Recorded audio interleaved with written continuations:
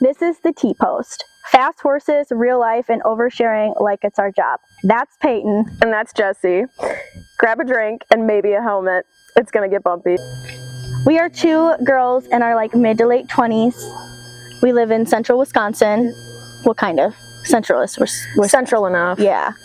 And we kind of barrel racing wannabes right now. I did last year. I know. I haven't for a couple years really. But I don't know. We're both just kind of in the thick of it. Like life is lifing and God's teaching us lessons. Yeah, I don't like it. And we're just kind of hanging on by a thread. I mean, actually, I think we're better now than we were maybe even a year or two ago. Oh yeah, even mentally, like, and even like spring, like when we went to horse fair. Oh, we were my unwell. gosh, we were unwell, very unwell. Sorry, Alex Cooper, don't sue me. Does it count if we're horse girls? Right? We're allies. For sure. You can't hate horses, and if you do, something's wrong with you. Seriously, I don't trust people who don't like horses. I don't either. My ex. You didn't like them? Yeah, he didn't like them. Oh. No, not that one. The kid's dad. Yeah, that's what I was figuring. Yeah, no, he hates them, and his parents trail ride. Also, it's going to be really funny because I know for a fact that his parents, and his girlfriend are going to watch this. And just so you know, you can buckle up because I will at some point drop some truth bombs. I do not care. Don't do stuff that you don't want repeated. That's a whole topic in itself. Oh yeah.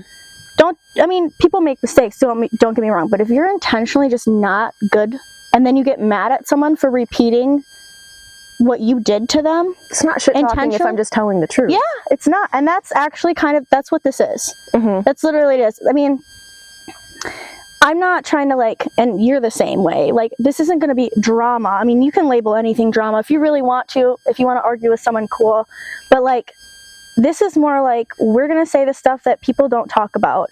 One, because the horse world is so behind like everything else, that I think people are starting to talk about mental health more, but it's like normal people are starting to talk about mental health, and then horse people are 5 to 10 years behind. Oh, and you see some people, it's coming, and along with mental health comes with self-awareness and how we treat people and how we treat ourselves and all the things. And I just feel like, not to sit and blab while you just stare at me. This is the point. But I just feel like a lot of things are brushed under the rug and not talked about, and there's at times injustice or unfair things, and I'm not trying to it's not going to be drama. I'm not going to bring up personal stuff. No, but specific, but just there's certain things, and that it sounds so vague now, but as we get into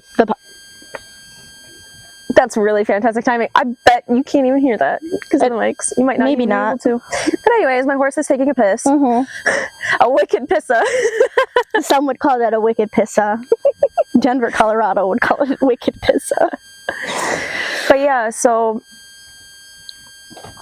at most you pretty much see vague TikToks. Yeah. Of and it's usually younger horse girls that'll make an edit, and they'll maybe put some type of vague caption about whatever it is that they're going through, but nobody really talks about it. So no. Yeah, and I just feel like there's a lot of things that are brushed under the rug, and people are scared to talk because they don't want to take away opportunities or make things uncomfortable for themselves. But I'm going to tell you something right now. I'm going to look you dead in the camera's eyes when I say this. It doesn't matter how much you try to. We just had this conversation this morning, and I'm getting chills talking about it because I think this is something that I recently just had an epiphany about this week. It doesn't matter how much you dumb yourself down to appease other people, over people pleasing. If they don't want to effing like you, they're not going to like you. Oh yeah. Because I did it. I've done it because I used to stand up for myself. I will say, and people who know me know this, I used to overreact because maybe people don't realize I get hurt really easily. It's the ADHD. Maybe that's what it is, rejection sensitivity, but that's absolutely what it is. Because I also don't understand being malicious, and I'm learning to be more self-preserving of not trusting people right away or as deeply, or letting people in. But I still to this day can't understand why someone would be malicious. So me being naive, I would just be so open to people, and they would somehow flip it against me or use it against me or use me for whatever I had to offer them that they thought could benefit from them, and then all of a sudden just like destroy me. So when they would hurt me, I was like, oh my God, like it felt like someone stabbing me in the heart. Right. And I know that sounds dramatic, but like truthfully that's how it felt. And so when I would see like things that a certain person said online or text messages or whatever was happening that I thought was my best freaking friend, right, who was trying to literally destroy my life, you know who you are. Just, I know she's gonna watch this. Call him out 2025. Anyway, not great.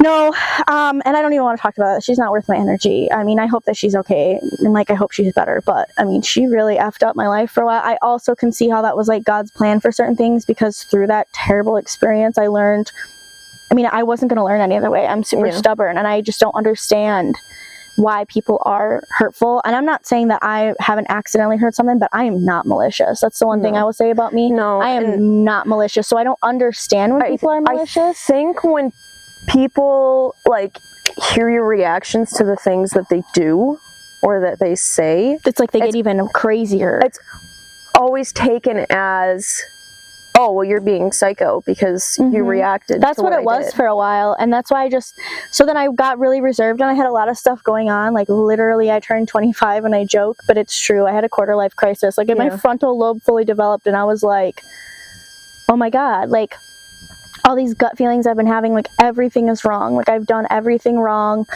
And like, we'll get into that later, but I mean, God truly can like use, like I was off of God's path, not because I was being intentionally like trying to not whatever, but I didn't have a relationship with God. I wasn't like trying to follow Jesus. I was reading my Bible and stuff, and when things were really bad, I got into it more, which I think that struck that. But once I started being like, okay, God, like I can't live like this. My kids can't live like this. There were so many aspects of things going on.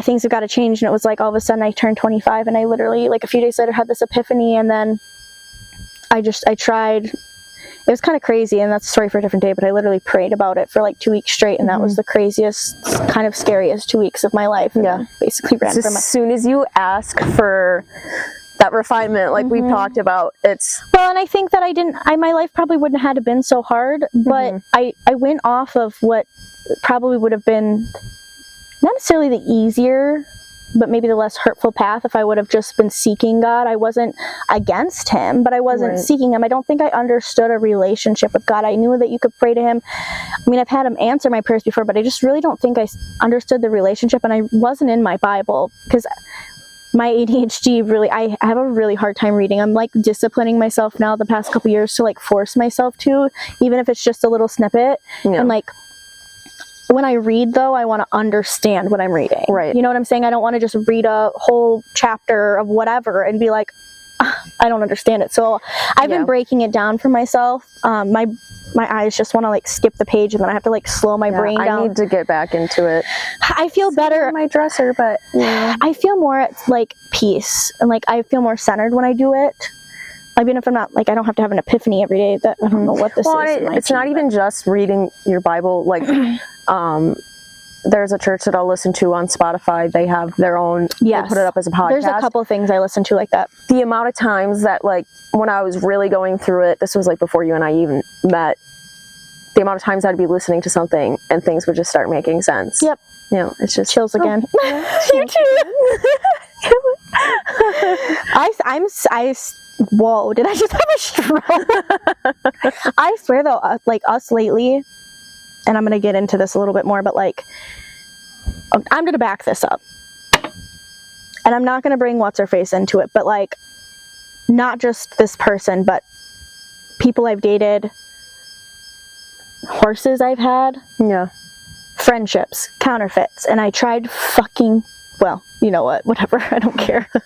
Sorry, this is not PG. No, we should really put a trigger warning for the cussing, because although we may intentions are good, but man, I get a little heated sometimes. I'm not emotional. I'm emotional. I'm an emo cowgirl, but like, we're not perfect. Okay, but so, anyway, it's gonna happen. The counterfeits, and I can see where God like was using what the devil was. Like, he was letting the devil test me with things, and when I didn't pass that test, I got refined through it. So I can see how that happened, but it's really funny now because like that person, when they multiple times like would hurt me, we wouldn't talk all summer, would come back in the fall, apologize to me, and then act like they were better. Did it 3 different times, and every time seemed like they were more with God and would talk about how they'd pray for me and all this other things. And I do think genuinely she was trying, but I don't think she was fully trying. Like I think she was trying for a front. Like and I could be wrong, and I apologize if I am, and maybe we just weren't supposed to be friends like that, you know? Maybe it just wasn't supposed to be. Maybe we were supposed to teach each other lessons. I don't know, but I can see how that was like that counterfeit friendship, and I just had accepted that I would never have a close friend. Like I wasn't even sad about it. I was like, I just don't want to do that ever again. Right. And not to get all emo with you, but like this has just come along, and like we hit it off right away, but we've gotten really close in the past, like, I don't even like 6 to 8 months. Yeah. Months. Whoa, I can't talk. I'm having strokes. It's fine. That's okay. 28 and thriving. So yeah, in recent, like we're having like these God moments with each other where we're like, hey, not to be weird, but like sharing this with you. Yeah. And like every single time it happens, we'll both get chills. And so I really do feel like, and I'm getting chills talking about it again, when we get chills, I think that's just literally like God or the Holy Spirit or whatever, like giving us a little sign, yes, I'm talking to you. And as I said, yes, I'm getting chills.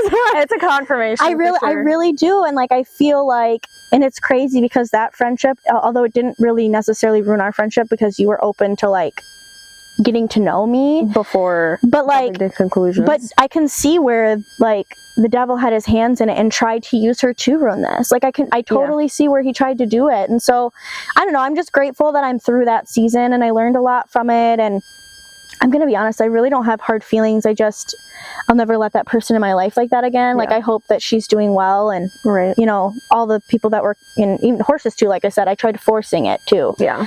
But I mean, I learned a lot through it. I'm sure these other people did too. And I'm just at a spot where I feel like I actually have really good connections in my life. And I'm grateful for that because I really feel like I have a support system. And I think that helps a lot. And it doesn't even have to be a lot of people. Like, no, I don't need a ton of people. Just your few that, you know, you can. Like, I feel like I'm in the best place I've ever been with my parents specifically. Like, that's been really good.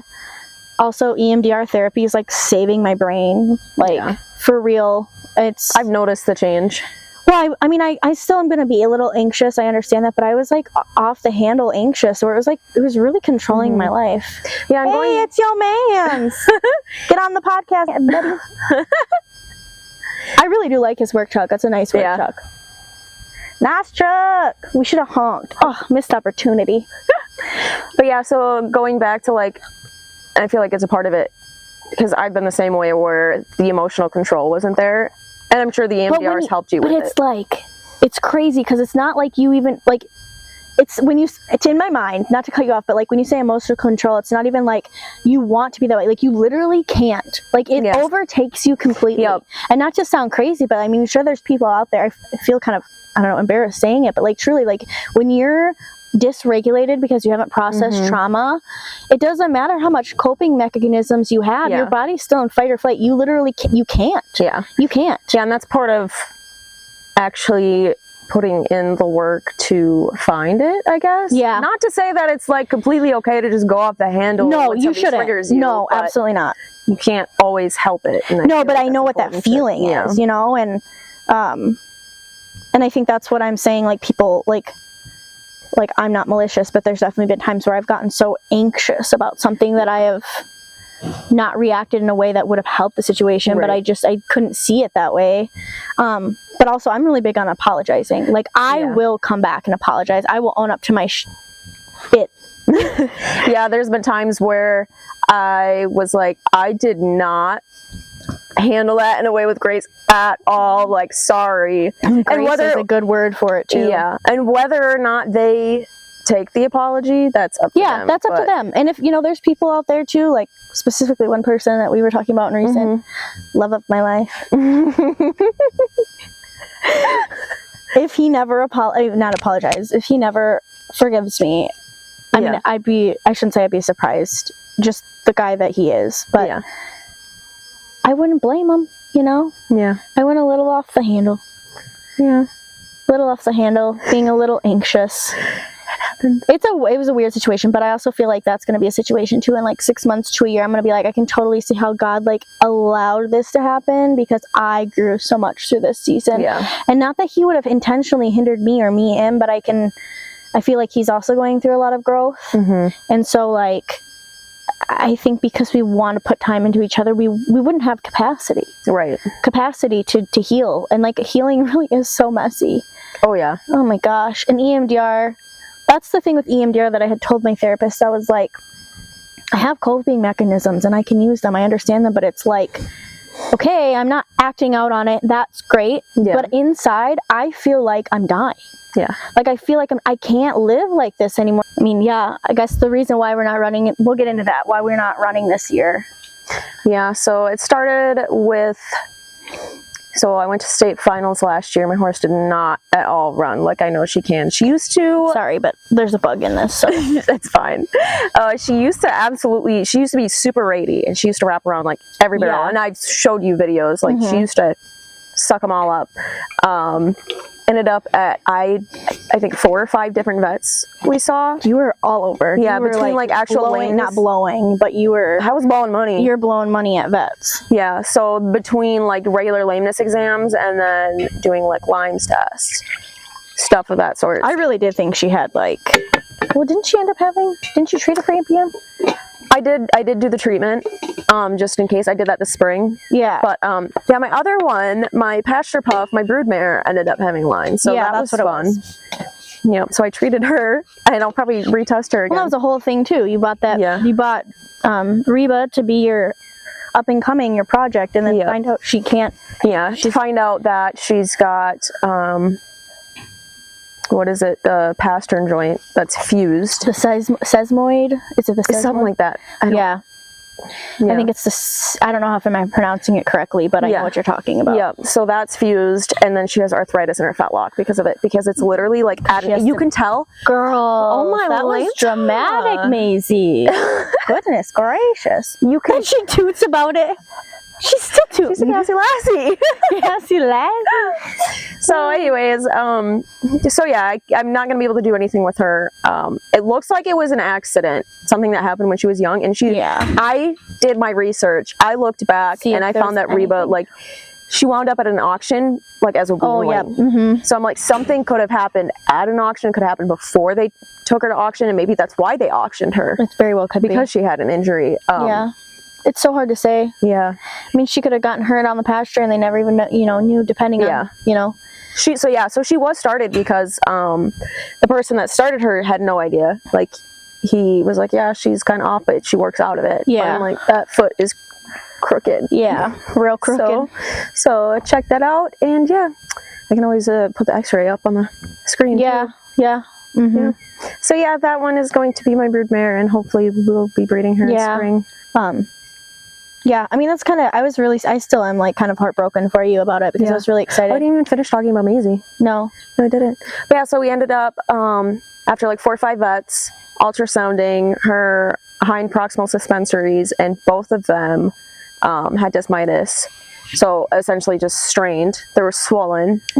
Went in for surgery in November and did the fasciotomy. So all they do is like cut away the fascia to allow it to swell and continue healing, because there's so much constriction there that it can't even heal. So we did that, and Renovo injections. She's sat in the pasture, but she's still been off. I think something is still wrong. It's mostly in her front end because she paddles. Just to find out, this past week, I finally x-rayed all 4 feet, and you can judge me all you want for not doing that sooner, because I'd had x-rays, but it was a couple years ago. Yeah, so I definitely had both fronts x-rayed, and they didn't look bad. But a lot of times, in your defense, a lot of times vets are like, unless they look at the foot and they see something crazy, they sometimes just want to do fronts. Right. Because that's like typically where you see issues. And we only did the left hind at one of the lameness exams last fall, end of summer.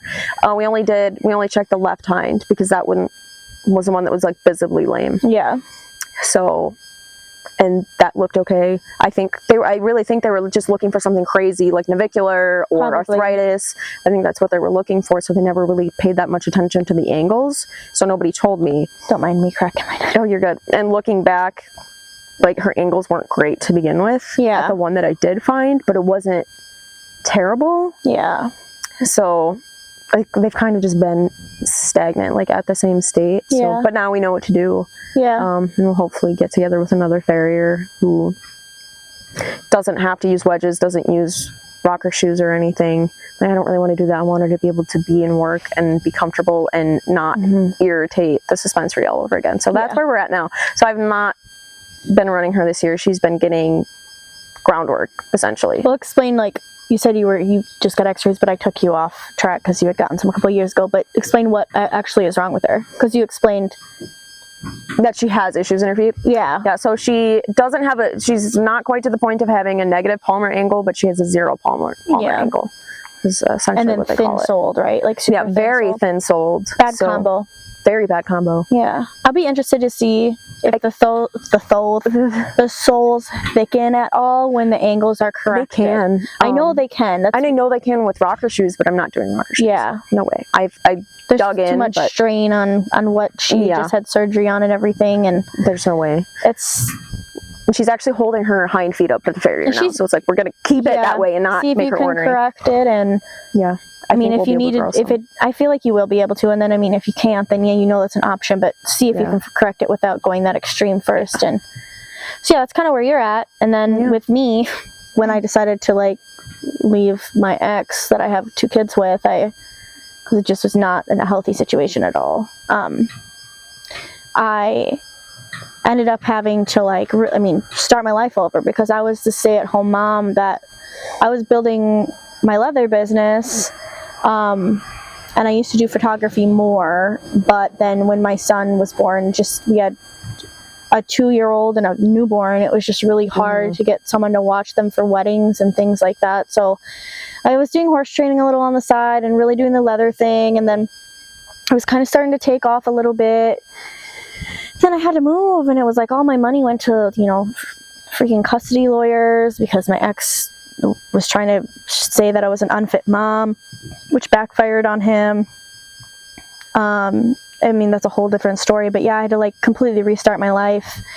And it was a lot. There was a lot that happened, and now I'm in a place where I feel like I can finally like breathe a little and build instead of, because I moved and then moved and then moved and then moved. And not because I wanted to, but it was the phase I was in. I had to like do what I needed for the kids and the situations that I was in and whatever. And now I'm at a place where it's a house I rent, but I can keep my horses there, and it's just a couple acres, but it works out good for me. Saves so much money. Yeah. And so that works out, and I'm actually really close to town too. I can still get Walmart deliveries to my house, so I'm still close enough, but I'm out of town, and I'm actually only like 5 minutes from their kid's dad's house too, maybe 8. So that's kind of handy, for pickups, drop-offs, and whatever. But I feel like I'm in a place now where I'm like, okay, I'm settled enough where I can build. I haven't been able to. Every time I started to kind of get settled, I had to move again, or some crazy stuff was happening, and not because I wanted it to, which was something that I think maybe I'm still like having I need to stop caring what people think. But like, people think that I just haven't been, I feel like people think, based off of conversations I have, maybe not everyone, that I just haven't been trying hard enough or working hard enough. I'm like, you have no idea, even just in the past 6 months, and these 6 months are less crazy than like the past 3 to 4 years of my life. And you're still sun up to sundown leathering away. Taking care of kids, trying to keep my house somewhat in order and get my horses worked. But because of that, like, I had to sell my trailer. I don't have a truck. I have a little RAV4, which is great for driving around. It's a great car, but I don't have a rig. I don't even have saddles right now. I just ride my horses bareback and lunge them and stuff. And they have some corrective stuff that I'm doing on their feet too anyways, so it's not really the end of the world. And my mare that I ran her once last year, and like twice or something the year before, maybe 3 times. And then like once the previous year or something like that. I don't remember. She does have a little bit of arthritis due to like thin soles, and she had been laminitic in the past before I got her, and it was kind of like, we don't know what caused what exactly, but the laminitis sure didn't help previously. And it's not major. I was a little panicked when the vet Elise was out and she was like, that's really minor, Jesse. Like, if this is your only problem with these horses, you should feel blessed because it's really not that big of a deal. When you think of how many people, if I were to leave it alone, yeah. But right, then it'd be a big deal because then it would cause further issues. But the fact that, like, there are other people who have bigger issues with their horses and are still able to run. So it's really like, I think a lot of things, especially with how like far medicine has come, and then also learning like natural stuff too, the combo of the two, and people learning that your horse really does need to be more fit and fit for the job, not just breezing your horse. Okay, cool, it can go around on the track, but it's not going to be strong enough. It's like asking a runner to go power lift. One of the osteopaths that I just saw said you would not believe the level of fit that your horse can get just from walking. Oh, absolutely. Walking, like up and down hills, walking, backing, those were like two of the things. And that's when people ask me, I'm like, just because with Chewy's, because she had kissing spine when I got her, we found out she wouldn't build a top line, and I was doing all the things. That's why I was like, I know that something's wrong with this horse. That she's building a top line, engaging her core, and I was doing a ton of like hand backing, bidding her up and lunging her so that she could kind of get into frame a little bit more, just at a trot and a walk. I was doing all the stretches, belly lifts, and like she wasn't gaining flexibility at all in her back, like no mobility like that way, and like. Yeah, we went to the vet and I was like, if it's there, it's really slight, and sure shit. Right where I would sit down, on her back. She had just the slightest amount. There was barely any bone rubbing, and I think that's because the people who had her before me just kind of wrote her off as a bucker. I mean, she's double-bred Sunfrost, so like, understandable. They're known to being a little whatever, and I think they just wrote her as that, and I think that she just had. We don't know if the back issues, Elise thinks that they were caused from her feet. So I don't know if it was because maybe she was always a little thin-soled, or did the and then the laminitis made it worse. We're not really sure, but she thinks it comes from her feet. And now my current thing with her is I want to see, I know that she's stiff in her neck and I can feel knots. I'd really like her neck x-rayed as soon as I can swing it, because I do think maybe just chiro and joint supplements or Equiox will be enough for her, but if there's something I need to and can inject when it's that time, I will absolutely do it. I just would like to know, and I want x-rays before I have a chiro out, because if she's got a lot of arthritis up in her neck from taking a beating from her, and I'd like her hocks x-rayed too, ideally. So but all things considered, before I knew that she had everything besides, she'd already had the back surgery and was rehabbing, she was cruising 2D, 3D, with all that considered, barefoot. So like, I know the horse has it. She's super, super talented, and she's so strong, and I think she's going to be phenomenal. And then obviously Hottie is like my third child basically, but she's amazing. Like, I think that she has the potential to go as far as I want to. She's terrifying fast. Like, I'm scared a little bit, but she only has like 40 some rides, and she's really easy, but she's so athletic and high strung that like if she's not worked consistently, and I can't ride her bareback, because if she does get spooked, she's not going to take off probably, but she might jump from here to here and I'll slide off. And she's so smart that she'll do it again because she thinks it's funny. She doesn't think that she's hurting you, but it worked. It's not even that she doesn't want to get worked. She'll stand right next to me if I fall off or something, but like she's a baby. She's got a personality. Oh my gosh. How old is she now? She's 6. She's a 6-year-old colt. But I know with her, it's just a matter of like when my finances line up and I can get the time into her, and I feel like I'm really close. Like, I feel like everything's lining up. I know that I know that horse is going to go in and just literally cruise, like just a cruise and be in the 2D. I have no doubt. I just need to make sure she's really solid first. And if I can't get her to, I had talked to Kate up in Michigan. I told her, I said, I actually don't want you to pattern her, because I want to do the patterning because it's my muscle memory and hers combined that I need to do. And she's already pretty fancy broke, but like work on the buttons. But I want her trail road. I want you to de-sack this horse out, desensitize the best you can, because that is my only worry with her, is that her go-to is to go straight up in the air.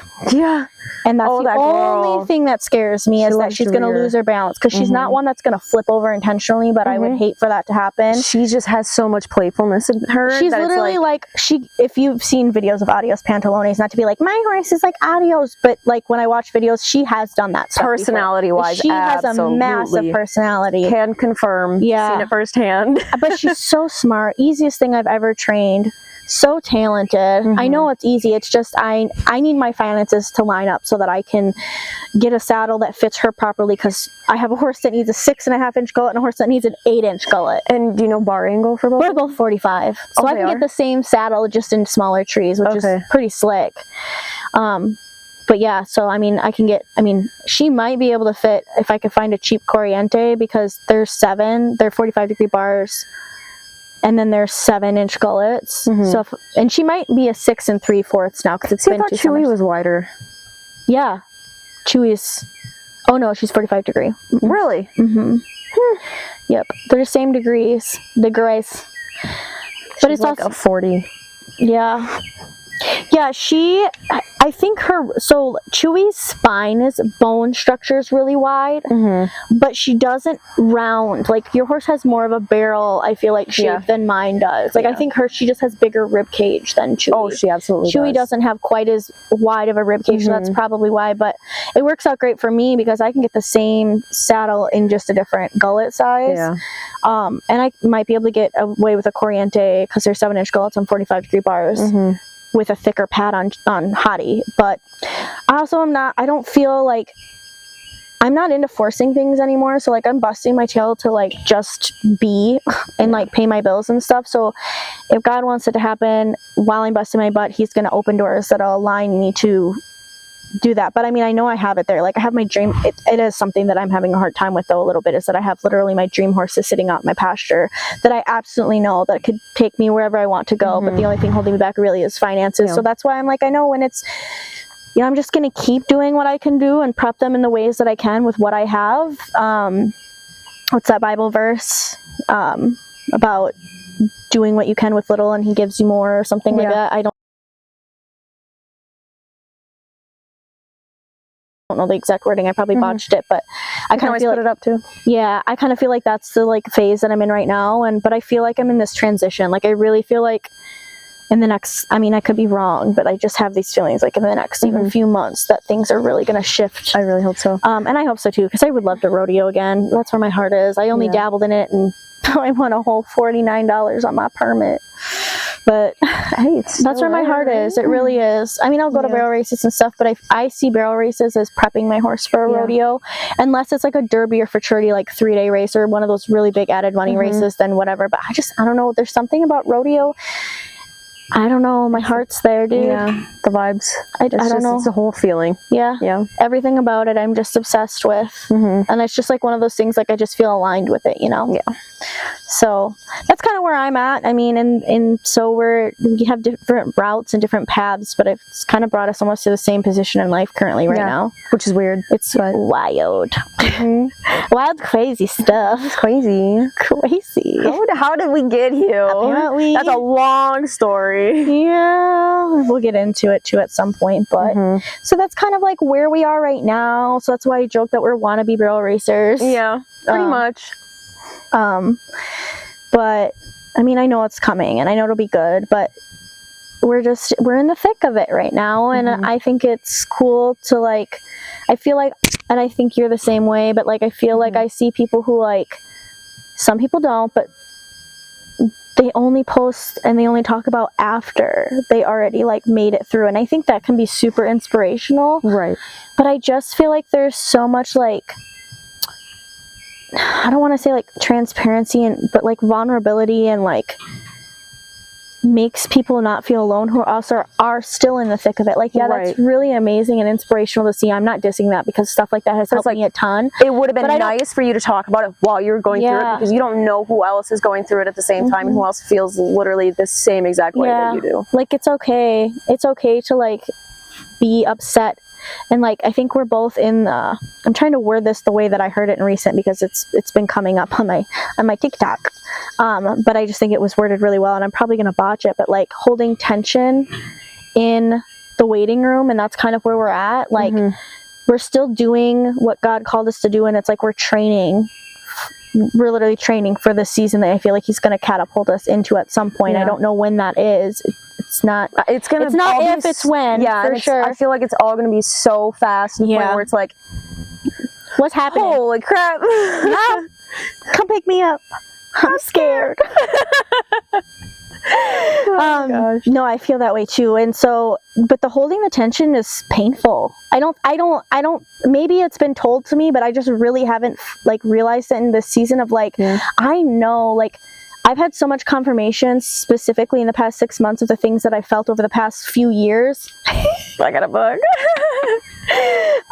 Over the past few years that like, okay, I always felt like this is where God was pointing me, but then things would happen that would pull me away from it. And I'm like, okay, well, that would make me sad because it's like break my heart because it's like I feel so connected to that, like that's what you want me to do and I want it, but like maybe I want it and you don't. And now I'm realizing that that wasn't the case. I feel so connected to these certain things that I feel like I'm supposed to be doing and will do at some point because God has been showing me that, but it just wasn't my time yet. He was trying to keep me, he's been refining me and he's trying to keep me pushing towards that goal. And so like I see that now and I feel really confident, like for the first time, and I can't remember, like years, that that the things that I've felt that I'm supposed to do are true. It's not if, it's when. Because for a while it turned that it's not if, it's when turned into, well, I don't know if it's ever going to happen. I think I got this all wrong because why is everything backwards? But I'm not the same person I was a few months ago, but I'm really not the same person I was a year ago, 2 years ago, 3 years ago, 4 years ago.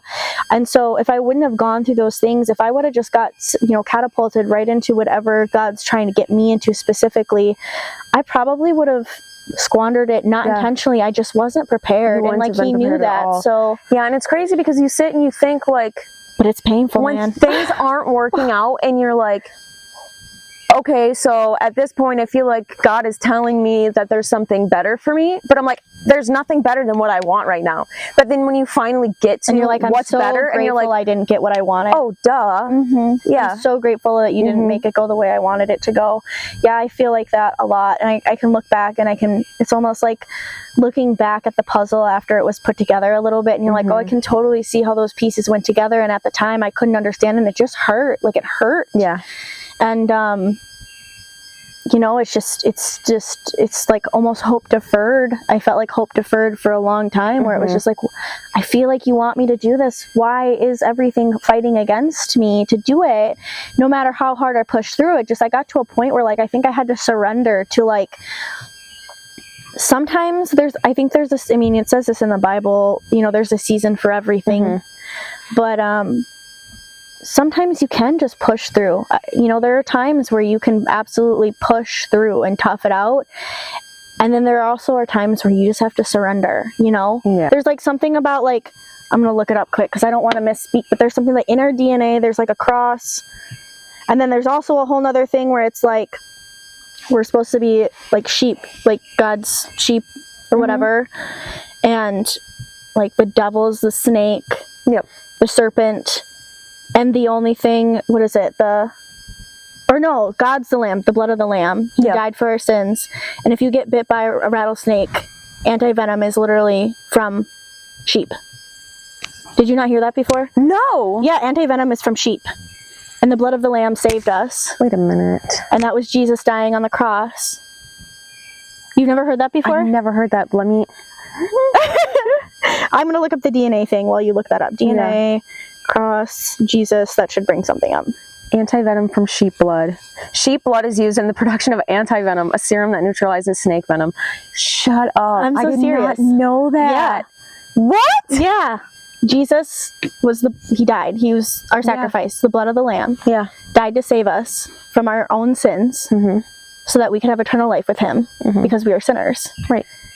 So he saved us from the sins, which is, the devil kind of traps us into that in a way, if you want to think of it that way. That's his venom. Right.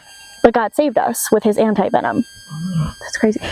That was, you guys are grunty. Dramatic. They are so grunty. The reason I looked back before is because Maisie was grunting. I don't know if she was farting or what. I've been a gassy girl. I've been a gassy girl. There's something with the laminin. I'm going to screenshot this and maybe we can put it up. And maybe someone can it doesn't want to load, but there's laminin, which is like a protein in our DNA, and it's literally a cross. So, I don't know. I mean, people could fight that, whatever. I don't know. It doesn't feel like a coincidence to me. But I don't think any of it is. But that's my point. Is like, okay, then scientists are like, it's not real. Okay, just tell me you're mad at God. Then that's okay too. It's actually okay to be mad at God. Oh yeah, it's okay to be mad. It's okay to be frustrated. I have a lot of temper tantrums. And then afterwards, I'm like, sorry about that. I literally had how many this week, and I'm like, yeah. That's a whole nother thing. I was like, I don't know how I'm going to pay my rent because things weren't getting paid like they were supposed to. Like invoices weren't getting paid and whatever. And I was like, I have 2 days to pay rent. I had $5 to fuel up my car to get it up to Rylander and back so that my dad could help me do my brakes because I was too poor to do it. Yeah. He's doing my brakes, and our friend Sam messages me, hey, I'm trying to take you. My friend, you know, she has a wedding in 2 months or whatever. She needs a photographer. She messaged me back, right? Like the girl messaged me back, booked within 20 minutes of me. That's crazy. Maybe half an hour. Immediately booked $1,200, exactly the amount of my rent. That's paid. Crazy. It's not crazy, but it's crazy. Yeah. Just when it manifests, it's insane. And I've gotten to a point where I was like, I just have to keep moving because the devil tries to use my finances to keep me from like hindering my movement, because it has in the past really like stalled me, because I'm like, oh my god, how am I supposed to buy supplies? Like, how am I supposed to like do this and that? Like, I don't know what to do. And I'll just like, and so now it's not working anymore. He tried doing it today too. Yeah, exactly. And I literally then got a payment when I was almost here, and I was like, I knew I would. But before I couldn't. I had to go through 2 years of that, of me being so panicked. Yeah. I mean, I remember crying that night, like, God, you want me to do this leather thing, but I can't pay my bills. Like, I'm paying them, but it feels like I can't pay my bills, you know? Like, I'm barely doing it. And then on top of it, I feel like you want me to barrel race. What? Yeah. What? What the helly? So anyways, to pause, who's the friend that whose post did she tag you in? Was her name Bree? Yeah. I was gonna tag you too. Yeah, it was Bree. Yeah. She paid right away, signed a contract right away. And I have a thing going on right now. If you pay in full, you get a free engagement session. So I have 4 more spots open for that. So I told her, I was like, I don't know if you want it or not, but like, you do get this. Yeah. If you don't want it, we can just do pictures in like a year or something too, because you get a free session, whatever. So we're working on picking that out maybe over the next month. But yeah, it is Bree. Yeah, I don't know her, but I mean, and it was also interesting because her account was private, so I couldn't comment. And when Sam was tagging me, you know how when it turns blue if it actually tags? Yeah. I was gonna tag your business page. It was like not letting her for some reason. That's crazy. Yeah. So, but she was able, because I told her, I was like, and I can't comment. So I don't know if Sam messaged her or what, but yeah, she messaged me right away, and my dad like was doing my brakes, and I was like, whoa.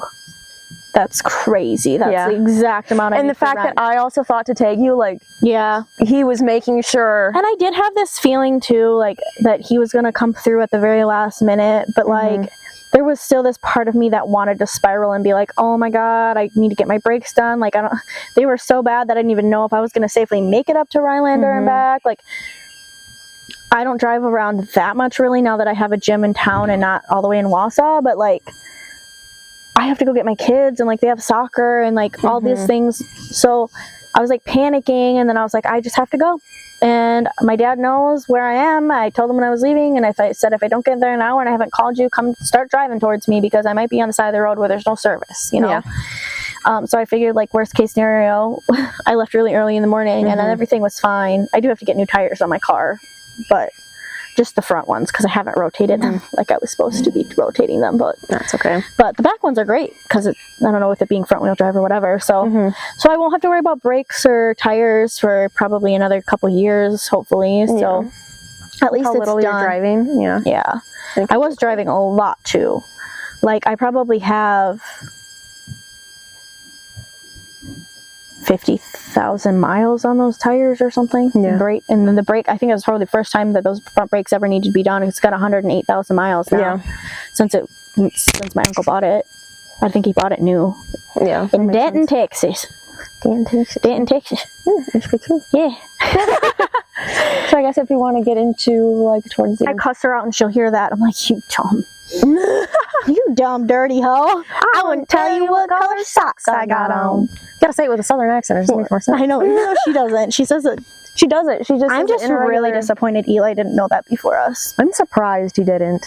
I was actually disappointed. I was like, what? When I said the reference, and he's like, what are you talking about? I'm like, he's supposed to be chronically online. Chronically. What happened? But he just doesn't have a TikTok. He doesn't have the tickety talk. So yeah. So he always sees things later. I think he knows that he would spend all of his time on it. It's probably safer. But yeah, so I guess we can get into... Yeah, I'll let you start it off because I've been yapping for a minute. I don't even know what to say, though. Okay, well then I'll yap. You don't have to tell me twice. One thing about me, I'm from the island of Yap. And so she... Long lost sisters. From the island of Yap. So... I guess to kind of summarize our idea, like, I mean, we kind of went over it before. We want to talk about the things that aren't talked about, or we feel like are brushed under the rug, and not trying to like step on toes or anything like that, or like insult people in any way when we do this, but just use our life experiences to talk about things. And I think eventually there's gonna be a lot of God talk. Oh yeah. And we're not claiming to know everything, but I just feel like it's really good to share our story while we're in the thick of it before it gets better. I just think that's really good, and all the things that come along with it. Especially once you get out of it, it just gets brushed over. And I feel like that's what happens. And I get it. I get that you forget the pain, but while we're in, and I think we're kind of out of that pain as deeply as I felt like it was, but we remember it enough where I feel like it's just good to acknowledge the fact that, we're in the thick of it and it hurts, but we're still doing the thing. And you know what? Sometimes you do gotta lay down and take a damn nap. Yeah. Eat a snack. Yeah. Have you had a nap today? No. Maybe you should. Well, you need one. Did you have a nap today? I did. Well, you need one. You about it before, but the amount of times where I'm having a full mental breakdown and I'm like cussing out God, and I'm like, what is happening? And then I'm like, oh, I should probably just go to bed. I'll feel better when I wake up. And I wake up and I'm like, feel better. Well, and it's not that things weren't hard. It's just that you didn't have the capacity to handle them because you were exhausted. Literally exhausted. And you know what? Jesus napped during the storm.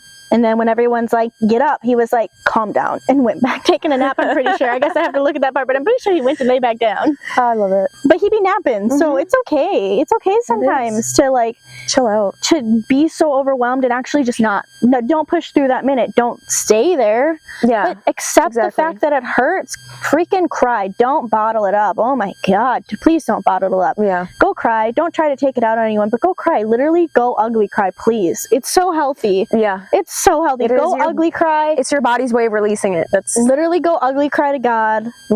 Take a nap, eat a snack, come back, you'll feel refreshed, and then just like pray that God like shows you why you're feeling it, what to do with those emotions too, because emotions really are indicators. They're really supposed to be indicators on like where your body's at, and like emotionally, spiritually, like where God's trying to point you to. Right. So but when you're too exhausted and you're too drained, which the devil likes to do to us. Wow, did I have a stroke again? Anyway, the devil likes to do to us. There we go. So that we aren't hearing from God properly, or we're maybe triggering, because we're cranky, we don't realize that we're triggering other people's traumas. Like he'll do that, he tries to wear you out. So it is actually okay. Like stop. They're not fantasizing, but like glorifying like hustle culture. Like yes, hustle, but sometimes you actually do just need to cry, take a nap, and have a snack, and you can hustle tomorrow. Yeah, or hustle later that day. Like sometimes it's a 20-minute, hour, 2-hour situation of like the whole process. But like, don't hold it in. Accept those emotions, and later on it'll probably make sense, but please just don't bottle it in, because I think you and I have both learned that it just ends up coming out later worse, and you just feel cruddy anyways. I just feel like it's quicker to just be a little emo cowgirl situation and put on some Megan Maroney and cry about it. Yeah, exactly.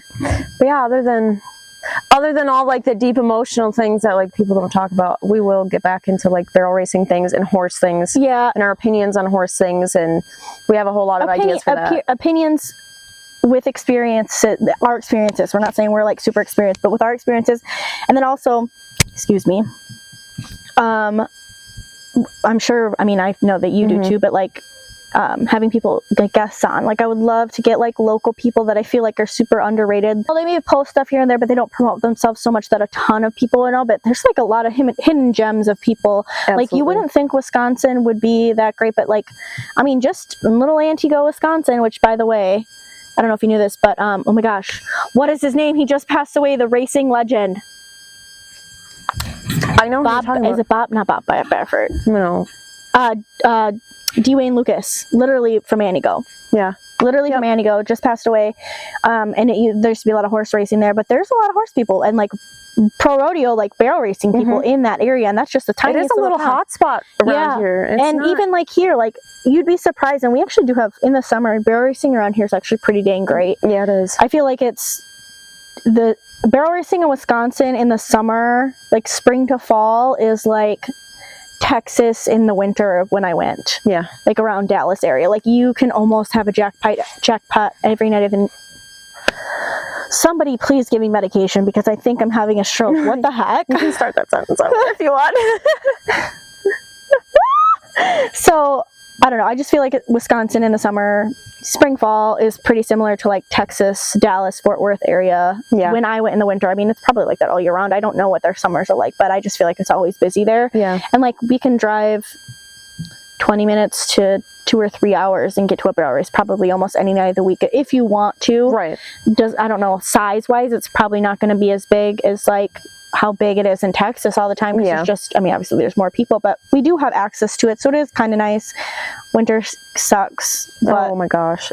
So bad. But that's why one day we're going to be rich and we're just going to winter in Texas. So, but yeah, so, but yeah, so I think, you know, that's kind of where we're at. Want to bring like our experiences up, interviews, and just be open and like raw about it because like, I don't care if it's uncomfortable to talk about. That's the stuff I want to talk about. Yeah. All of it, not Absolutely. just emotions. I think I'm really big into my emotions recently just because I feel like it ties in with everything, like your perspective on life. And I don't know, but it's just my shtick. As I really feel like a lot of emotional things are brushed over because they're like, oh, you're too in your emotions. No, you're not in your emotions enough. Absolutely. You're not in your emotions enough. You're not so out of touch with what you even need. And that's why you feel X, Y, and Z, or like you feel dysregulated. And I don't know. I think it all ties in. So yeah, that's kind of that. We're just, you know, hopefully it'll help somebody. Might be some hot takes in there. There's probably going to be hot takes because I'm a very polarizing person and I'm okay with that. I've accepted it. Yeah. I don't try to be. Right. And I'm not trying to be mean, but like also I have no problem telling someone to like. There's things that need to be said. Yeah. So.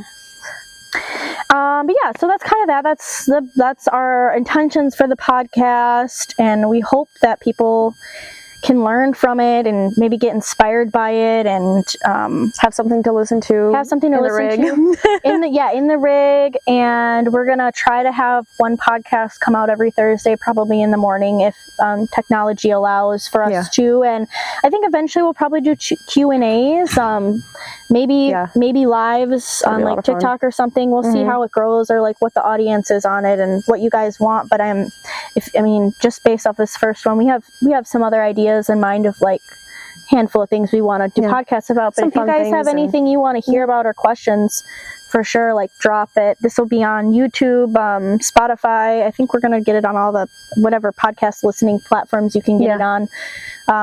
But yeah, if you have any questions, you can drop them in any of those areas. If they have a comment section, please rate us and don't make me cry because I'm an emo cowgirl. Just kidding. I do want honest ratings. Like if you guys feel like we can improve, because this is our first attempt at this, so I'm sure there's going to be a lot of things that are like maybe a little awkward or like we can improve on. I definitely am not against like constructive criticism. Just don't be a dick for no reason. But if you are a dick, just know I do clap back. Like I do it. Like I said, Peyton will be she's like the little angel on my shoulder. Like maybe not that harsh. Like, send. Always been my personality. But yeah, if things need to be said, you know, it's going to be said. Yeah. And we're pretty open to like any suggestions. Yeah, and if you have someone you want to hear on the podcast or if like you're interested to be on the podcast, I'm not against people like sending a little blurb about, you know, what they would want to talk about if they feel like they can help someone else through. I don't care if you're a big name or not. Actually, I think there's a lot of underrated people that don't have a name that have so much they can share from other people. So it doesn't matter if you're Haley Kinsel or Joe Schmo down the block.